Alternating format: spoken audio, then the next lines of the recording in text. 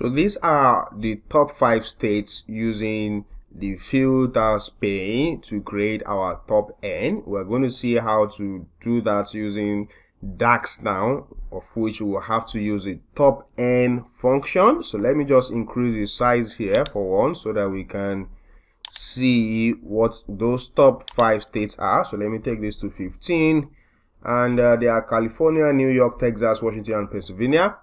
So if I'm going to do this with DAX, I'll come to my data view here just to show how the top N function works first. Obviously, we would like to use it within the context of a measure at the end of the day, but let's see how the top N function works. If I create a new table now, because top N is a table function, and let me call these top 5 states. So top 5 states. So top 5 states is going to be equals to top N, and the first argument is the N value. I want top 5, so 5 is going to be my N value.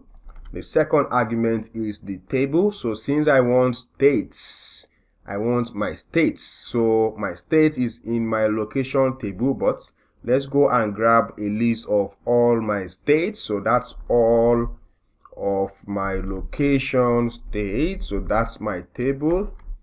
And my expression that I would like to be able to order it so that I can know what my top 5 are is my revenue, which is revenue here. And the order by is, I want you to order, is it ascending or descending now? So if I want the top 5, then it has to be starting from the highest coming down to the lowest. So that's in descending order. And when I close and hit enter, I have the same 5 of them: Pennsylvania, Washington, New York, California, and Texas, just like I do here: California, New York, Texas, Washington, and Pennsylvania. So that's how the top N function works, and we are going to see how to now use this within the context of a measure.